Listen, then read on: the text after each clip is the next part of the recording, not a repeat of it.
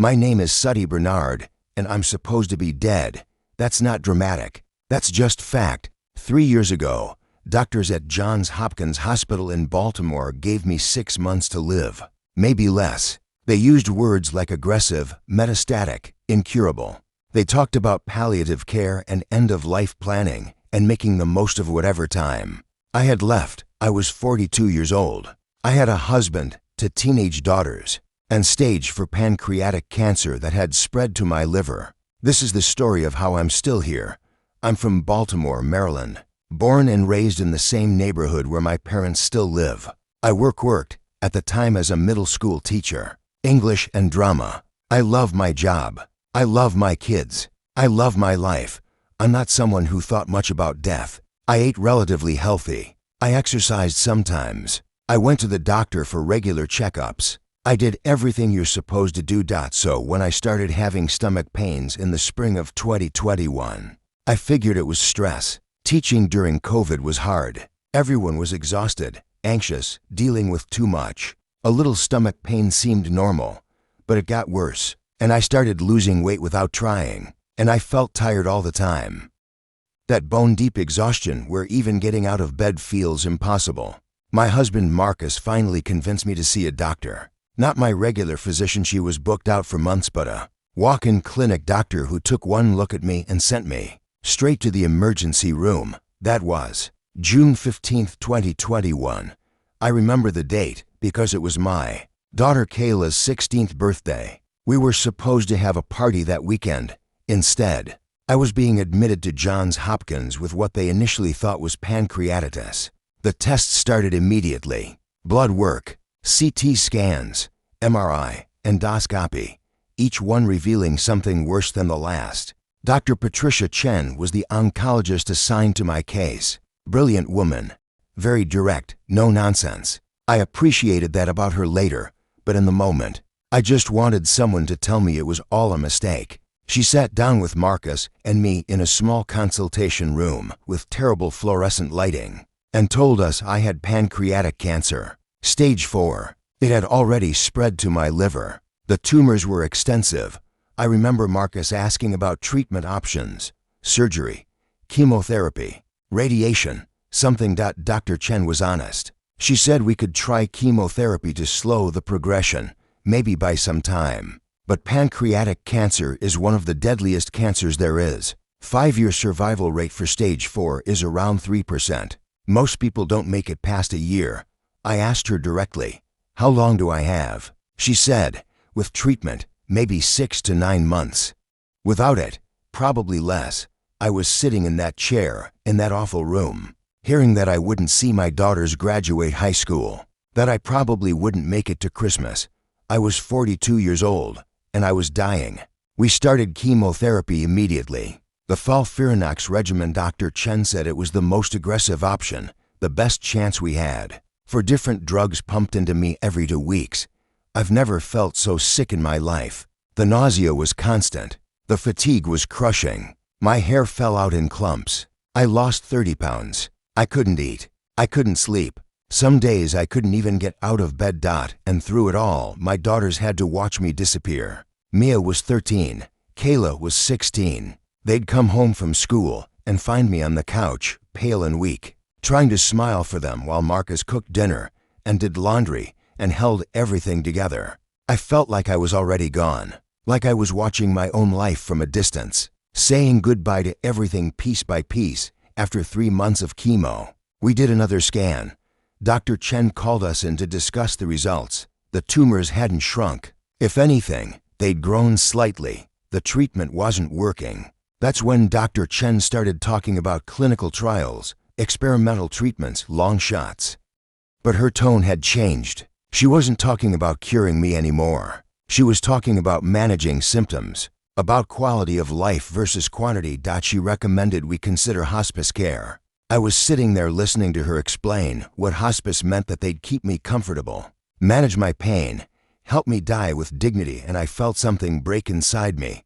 Not just fear, not just sadness, something deeper, like my whole understanding of the world had shattered. I'd been a Christian my whole life, grew up going to church every Sunday with my grandmother, Got baptized when I was 12. Sang in the choir. I believed in God, in Jesus, in all of it. But it had always been this. Comfortable faith. Sunday morning faith. Say grace before meals faith. Pray when things are hard faith. I'd never needed God the way I needed Him right then. Marcus wanted to try the clinical trials. My parents wanted to get second opinions, third opinions, fly me to different hospitals. Everyone wanted to fight, to try something, to not give up. But I was so tired, so sick, so done with treatments that weren't working and hope that kept getting crushed. I came home from that appointment and I just sat on the couch in my living room, in the house where I'd raised my daughters, surrounded by photos of all the life I was about to lose, and I cried. Not pretty crying, ugly, desperate, gasping crying. The kind where you can't catch your breath and your whole body shakes. Mia and Kayla were at school. Marcus was at work. I was alone, and I prayed. Not the prayers I'd been praying, the please help the doctor's prayers, the please let the treatment work prayers, not the polite, hopeful, fingers crossed prayers. I prayed like I was drowning, like it was the last thing I'd ever do. I don't even remember all the words. I just remember saying, Jesus, I can't do this anymore. I can't fight anymore. If you're real, if you're really there, I need you to help me. I need you to heal me, because I'm dying and I'm scared and I don't want to leave my babies. And then, quieter, the hardest words I've ever said. But if this is it, if this is how my story ends, help me trust you anyway. Help me believe you're good even when nothing feels good. Help me know you're with me even in this. I sat there in the silence after that prayer. No angels appeared, no voice from heaven, no sudden feeling of peace. Just me and my living room and the sound of cars passing outside. But something had shifted. I can't explain it. I just felt held, like invisible arms were around me. Like I wasn't alone anymore. I decided not to do the clinical trial. I decided to stop treatment altogether. Marcus was scared. My parents were devastated. But I just couldn't keep poisoning my body with drugs that weren't working. Dr. Chen was supportive but realistic. She set me up with a palliative care team. She said I'd probably have a few months, maybe more if I was lucky. She told me to make the most of them. So I did. Or I tried to. I spent time with my daughters. We watched movies. We talked about everything, their hopes, their fears, what they wanted me to know about them. I wrote them letters for future milestones I wouldn't be there for: graduations, weddings, first babies. Marcus and I took a short trip to the beach. Just a weekend, because I couldn't manage more than that. We sat on the sand and watched the waves and didn't talk about cancer or death or any of it. We just were. I said goodbye to my students, told them I wouldn't be coming back after winter break, cried with my colleagues who'd become friends over 15 years of teaching. I prepared to die, but I also prayed, every day, sometimes multiple times a day, not always asking for healing anymore, just talking to God, telling Him I was scared, thanking Him for my life, asking Him to take care of my family after I was gone. I felt closer to Jesus in those months than I ever had in my whole life. January 2022. For months after I'd stopped treatment, I was still alive, which surprised everyone, including me. I was weak. I'd lost more weight. The pain was getting worse even with medication. But I was still here. I had a routine scan scheduled. Dr. Chen wanted to monitor the progression, adjust pain management as needed. I almost canceled it. What was the point? But Marcus convinced me to go. We did the CT scan, went home, waited for the results. Dr. Chen called me 2 days later, asked if I could come in that afternoon. Her voice sounded strange, not sad, exactly, just strange. I thought maybe the cancer had spread even more, maybe to my brain. Maybe that's why I'd been having headaches. Marcus drove me to Hopkins. We sat in that same consultation room. Dr. Chen came in with a folder of scans, and this look on her face I couldn't read. She pulled up the images on her computer, the old scans next to the new ones, and she said, "Suddy, I don't know how to explain this, but the tumors are gone." I didn't understand at first. Gone? What did that mean, gone? She showed me the scans, the old ones from September, with the tumors clearly visible, large masses in my pancreas and liver, unmistakable, and the new ones from 2 days ago, clear, completely clear. She said, I've looked at these scans 3 times. I've had other radiologists look at them. There's no evidence of cancer. Not in your pancreas. Not in your liver. Nowhere. Marcus started crying. I just sat there staring at the screen, not able to process what she was saying. Dr. Chen kept talking. She said this doesn't happen with pancreatic cancer. She said spontaneous remission is extraordinarily rare, and complete remission is almost unheard of. She said she couldn't explain it medically. She ordered more tests. Blood work came back normal. Tumor markers that had been through the roof were now in the normal range. Another scan 2 weeks later confirmed it, no cancer. Dr. Chen sat me down and said, "Sudhi, in 20 years of oncology, I've never seen anything like this. I don't know what happened, but you're cancer-free." I knew what happened. I knew exactly what happened. I'm not saying God doesn't work through medicine. He does. I'm not saying everyone who prays gets healed. They don't, and I don't know why. That's a mystery that breaks my heart. But I know what happened to me. I prayed. I surrendered. I stopped trying to control everything and I just gave it to Jesus. And He healed me. Not gradually. Not through treatment. Just healed me. Wiped away cancer that should have killed me. Gave me back my life. That was 3 years ago. I've been cancer-free ever since. I go in for scans every 6 months and every time. Dr. Chen shakes her head in amazement. She calls me her miracle patient.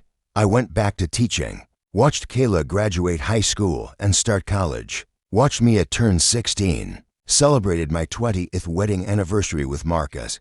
I'm living a life I wasn't supposed to have. And every single day, I wake up grateful. Not just for being alive, but for what I learned while I was dying. I learned that God is real. Not just real in some abstract theological way, but actually, tangibly real, present, close, listening. I learned that surrender isn't giving up, it's trusting that God's got you.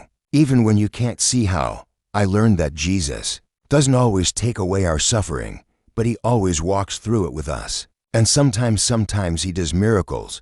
People ask me all the time what I said in that prayer, what magic words I used to get God to heal me. And I have to tell them, there were no magic words. I didn't bargain with God or make promises or say the perfect thing. I just came to Him broken and desperate and honest. I asked Him to heal me, and I meant it with every cell in my body. But I also told Him I'd trust Him even if He didn't. That's all. That's the whole secret. Come to Jesus exactly as you are.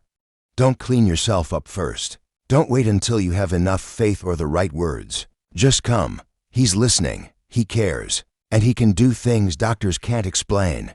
I still see Dr. Chen every 6 months. Last time I was there, she asked me what I thought happened. She's a scientist. She likes evidence, explanations, data. I told her the truth. I said, "Dr. Chen, I prayed, and Jesus healed me." She was quiet for a minute. Then she said, "Well, something happened, and medicine can't take credit for it." She didn't say she believed in miracles, but she didn't say she didn't either. All I know is this: I was dying, and now I'm not. I had incurable cancer, and now I don't. I was given months to live, and I'm still here years later. That's not luck. That's not coincidence. That's not spontaneous remission. That's Jesus. If you're sick right now, if you're scared, if you've run out of options, if the doctors have given up, I want you to know something. God can heal you. I don't know if He will. I can't promise you a miracle. I wish I could, but I can't. But I can promise you this: He's with you. In the hospital room, in the middle of the night when you're scared, in the moments when you feel most alone. He's there. And He can do the impossible. I'm living proof. So pray. Really pray. Not perfect prayers, desperate ones. Honest ones. The kind that come from the deepest part of your soul. Tell Him you need Him. Tell Him you're scared. Ask Him to heal you. And then, and this is the hardest part, trust Him with the outcome. He loves you more than you can imagine. And whatever happens, He's not letting go of you. I'm Sudhi Bernard. 3 years ago, I was dying of pancreatic cancer at Johns Hopkins Hospital in Baltimore, Maryland. Dr. Patricia Chen told me I had months to live. Today I'm healthy. I'm whole. I'm healed. And I'm here to tell you Jesus is real. Miracles are real. Hope is real, even when medicine isn't enough. He is. Always.